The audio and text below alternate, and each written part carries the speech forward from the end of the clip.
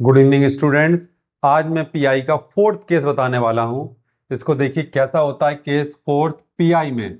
हम fourth case की बात कर रहे हैं पर्टिकुलर इंटीग्रेशन के अंदर 1/f(d) e⁻x इंटू f(x)। मतलब किसी भी फंक्शन के साथ मल्टीप्लाई में ई आ जाए। f(x) हो सकता है एक्स के फॉर्म में, ट्रिग्नोमेट्री के फॉर्म में, किसी भी फॉर्म में। तो पीआई का रूल बोलता है कि ई किसी के साथ आ जाए तो आप उसकी वैल्यू को इसमें ऐड कर दें, शिफ्ट कर दें f(d + a) और जो फंक्शन का रूल है वो लगाएं। पीआई का रूल बोलता है दो फंक्शन एक साथ दिए हों तो ई की वैल्यू को डी में ऐड करो, आगे शिफ्ट कर दीजिए, उसके बाद जो भी लिखा है उसका हमें पीआई निकालना है। इसका मैं एक एग्जाम्पल लेकर आपको समझाता हूं। देखिए d² + d + 1 y = e⁻2x into sin(x)। एक प्रॉब्लम हमारे सामने दिया है तो सबसे पहले लेफ्ट हैंड साइड मतलब ऑक्सिलरी इक्वेशन जनरेट करेंगे हम। हमारा ऑक्सिलरी इक्वेशन क्या रहेगा बेटा? m² + m + 1 = 0। इसके फैक्टर होते ही नहीं है तो फैक्टर नहीं होते हम फॉर्मूला लगाते हैं श्रीधराचार्य का। वो क्या होता है? क्वाड्रेटिक इक्वेशन का formula m = minus plus minus under root 1 का स्क्वायर -4 1 × 1 अपॉन 2 × 1। हमने पढ़ा हुआ है फॉर्मूला 9th क्लास से, उसी को लगाया है। क्वाड्रेटिक इक्वेशन का फॉर्मूला लगाया वो होता है -b plus minus under root b² - 4ac upon 2a। उसी फॉर्मूले का यूज किया। -1 प्लस माइनस 1 - 4 अपॉन 2 सॉल्व किया। m = -1/2 प्लस माइनस रूट के अंदर आ गया माइनस, क्योंकि 4 में से बन जाएगा -3 बचेगा। चलिए m = तो क्या मतलब हुआ? -1/2 प्लस माइनस रूट के अंदर माइनस आना मतलब आयोटा। अब m की वैल्यू क्या आ गई? -1/2 प्लस माइनस √3/2 आयोटा। तो देखिए केस थर्ड, ये आयोटा केस है। m = alpha plus minus beta i. इस केस का हम यूज करेंगे CF बराबर अल्फा मतलब -1/2 x bracket C1 cos beta मतलब √3/2 plus C2 sin of √3/2 x। अब हमें पीआई निकालना है। पीआई = किसका? इसी फंक्शन का निकले। क्या लिखा है? d² + d + 1। राइट हैंड में क्या दिया है हमारे पास? e⁻2x into sine of x। क्या बोलता है पीआई का रूल? दो फंक्शन आ जाएं तो एक फंक्शन मतलब ई वाले फंक्शन की जो वैल्यू है डी में ऐड करो, उसको सॉल्यूशन बन गया। तो फिर किसका रह जाएगा? बचा हुआ फंक्शन। ऐसे यहां e⁻2x लिखा है, मैंने ऐड कर दिया वैल्यू किसमें? d + 2 का होल स्क्वायर प्लस d + 2 और प्लस 1। यहां क्या लिखा हुआ है? Sine of x।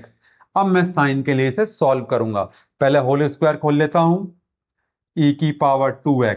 देखिए हम होल स्क्वायर खोल के बता रहे हैं इसको।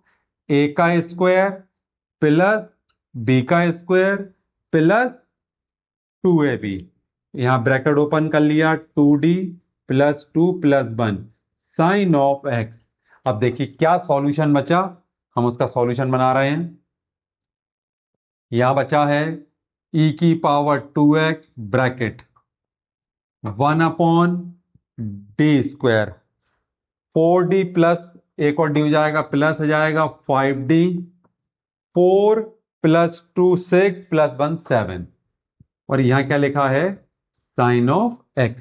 मैंने आपको जब सेकंड लेक्चर में पढ़ाया था ट्रिग्नोमेट्री का रूल, वो रूल यहां भी समझ लीजिए। जो भी दिया हो ट्रिग्नोमेट्री में वो हमेशा कहां रखा था? वैल्यू d² में, ओनली d², ना कि d। तो यहां दिया है 1 तो हम यहां वैल्यू रखते हैं। देखिए ये रखा 1 का स्क्वायर और बाहर क्या लगता है? Minus plus 5d + 7 sine of x। अब इसको हम सॉल्व करते हैं। देखिए क्या आ रहा है हमारा सॉल्यूशन इसका? ये बचेगा -1 plus 5d plus 7 sine of x. Calculation solve कर लीजिए, क्या आ गया मेरे पास 5d plus 6 sine of x. मैंने बताया था आपको जब तक स्क्वायर नहीं हो जाएगा, जब तक वर्क नहीं करेगा, तो इसका मतलब मुझे रेशलाइजेशन करना पड़ेगा। तो देखिए हम क्या करते हैं इसको, 5d प्लस 6 का रेशलाइजेशन, 5d माइनस 6, 5d माइनस 6 यहां लिखा है साइन ऑफ एक्स।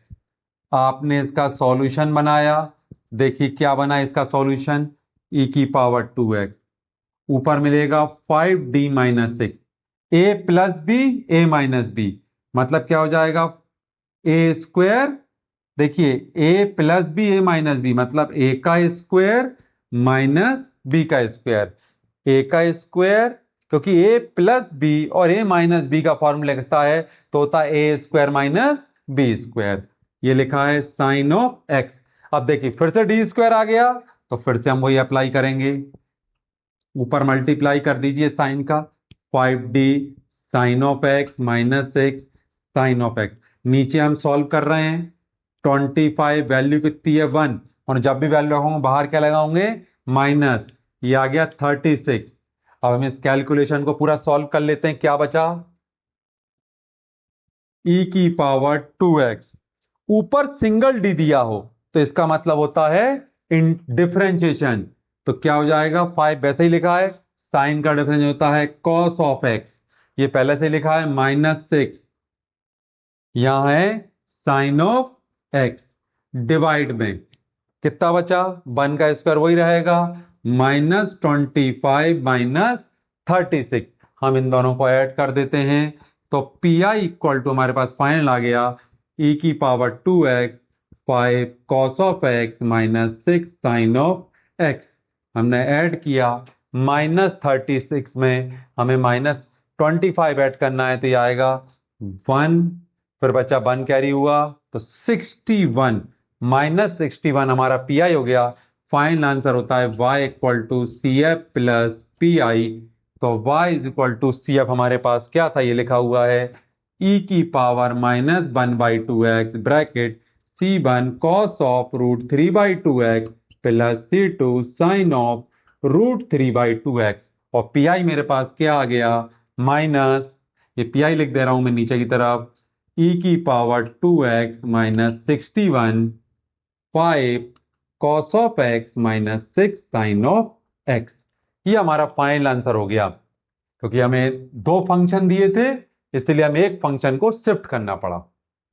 ये आपको आ गया होगा समझ में। Thank you.